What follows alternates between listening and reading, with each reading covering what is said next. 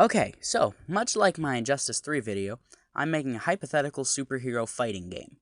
But this time, I will be explaining the story fully. It will, of course, be a short story, because this game would mostly focus on multiplayer.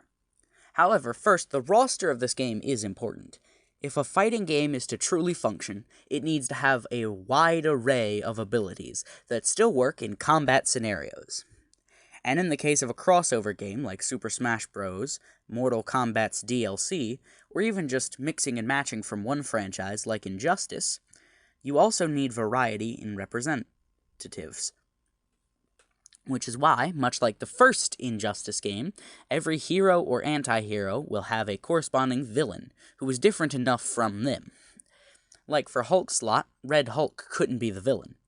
Also, somewhat unlike my Injustice 3 video, this will be a reasonable amount of characters. Without further ado, let me explain the roster. We will start with Spider-Man. In Super Smash Bros., Mario is the first in the roster, which makes sense since he's Nintendo's mascot. So, Spider-Man functions this way, so I think he should be the first. For his corresponding villain, I think Green Goblin should be there.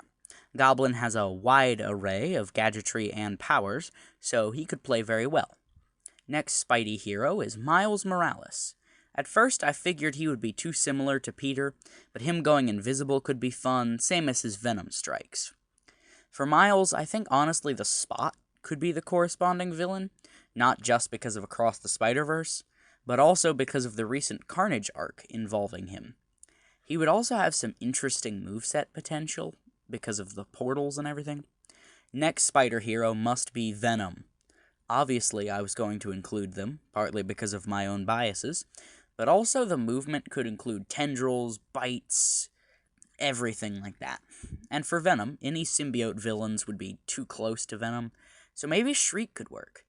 After all, then, with Venom's alts being other symbiotes, maybe you could remake the Twisted family from Maximum Carnage and, of course, Venom 2. And this may sound like a joke, but it isn't. For the final Spider-Man hero? Morbius the Living Vampire. As the final Spider villain to be there, Dr. Otto Octavius needs to take this slot. Next up, we have some mystic heroes and villains. So to lead, we have Doctor Strange. All sorts of magic and hijinks would ensue with the mirror dimension and whatnot. Then I think we can take notes from the old Marvel fighting arcade game and place Shuma Gorath here. Ghost Rider would provide a new set of powers, but is still mystic. Dormammu, Mephisto, or Zarathos would be too similar to Ghost Rider, and they use magic and fire, so Nightmare's here instead. And he could use all sorts of magic and weird attacks, almost like Scarecrow in Injustice 2. Scarlet Witch deserves a slot here as the third mystic hero. Then for her villain, I will place Lilith here. I really enjoyed the Midnight Suns game, and I think her moveset could be somewhat inspired by that. And next up, Iron Man will take a slot in this game. It seemed necessary, of course. Taskmaster should be here, not only for unique counters, but also because he could provide references to unincluded characters in his moveset. Then Ant-Man will be here. His shrinking could provide for interesting matches, constantly growing and shrinking or growing and, all over the place. For his villain, I've decided to include Ultron. He may be a bit similar to Iron Man, but works out fine. For Hulk's villain, I would like the Leader, as he's still Gamma-based, but he isn't just a big brute like, as I mentioned before, Red Hulk or Abomination could be. This next fighter I've seen proposed many times, this being the Fantastic Four as one character. Some moves would be allocated to each member, however, as a downside, they would have a really big hurt box. For their villain, it seems instant to include Doctor Doom as a playable character. I imagine him almost to be a mashup between the moveset Ultron will have and Raiden's moves in Mortal Kombat. Next hero would be Silver Surfer, who would wield a multitude of cosmic abilities. For his villain pairing, I would want, oddly enough, Mole Man.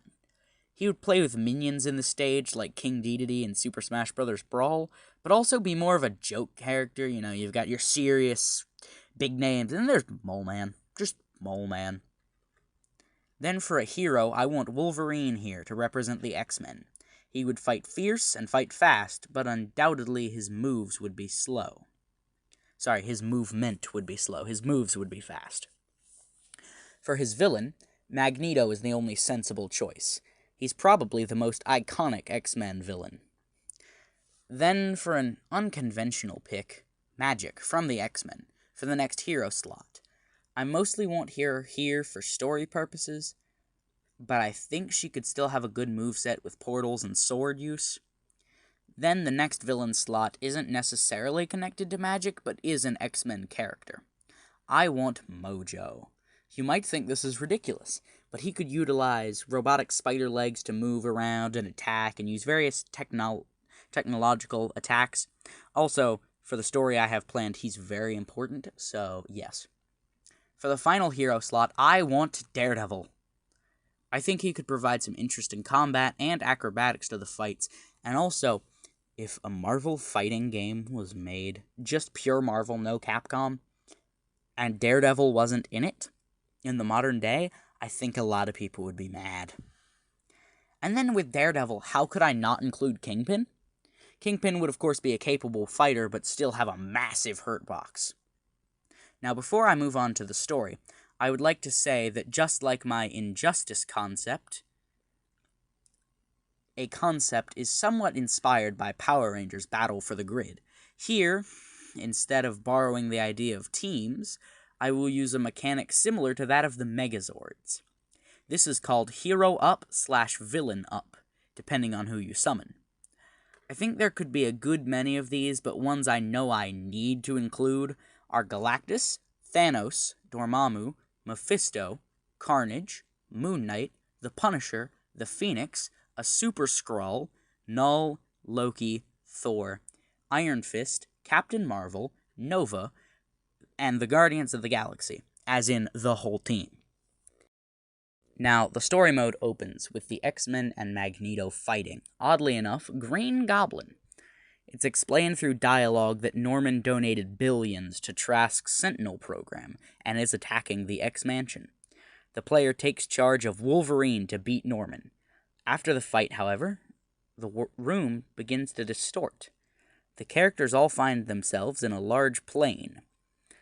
All the playable fighters are here except Mojo and Ultron. A big fight ensues, and the player takes control of Hank Pym and Venom, fighting Dr. Doom. The heroes and villains both fall back, each finding a bunker.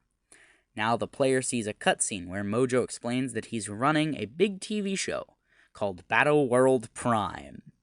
The heroes have to fight the villains, and whichever team wins gets to leave. Now the player chooses a side, hero or villain. The game will change drastically, and half the roster will not be available for most of the campaign, depending on which side you choose.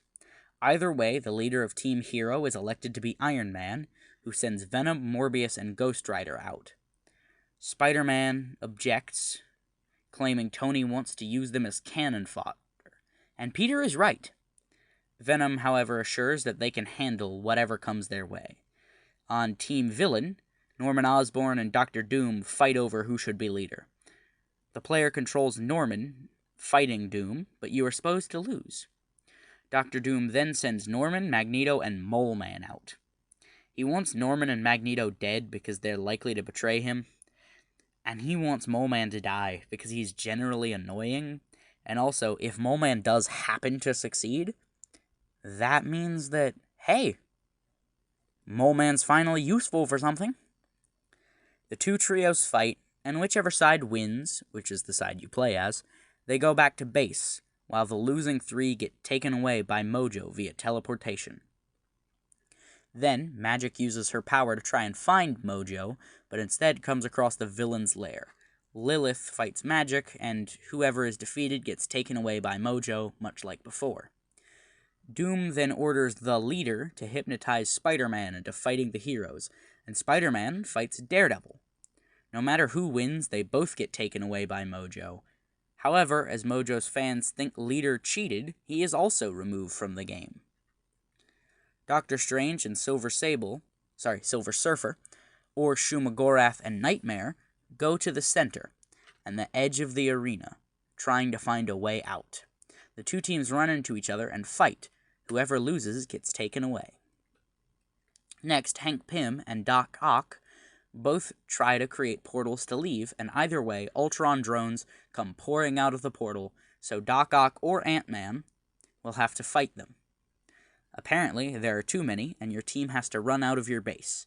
A cutscene plays, revealing that the other team has the same issue, and since your team, no matter which side it is, has more members, the opposing side decides to unite to fight Ultron.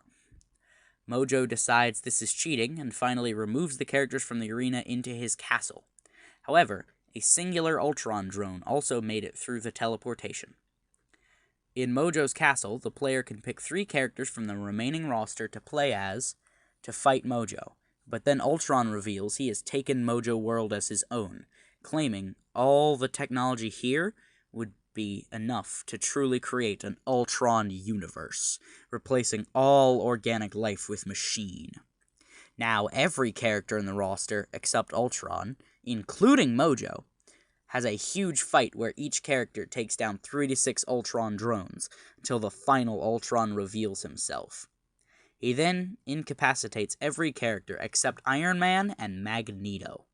Now you get to make the final choice. Choose Team Hero, and Ultron is destroyed by Stark, who then decides from his ego that Mojo World is too good to leave because the fame he gets, and he destroys the only way back to Earth, leaving everyone stranded.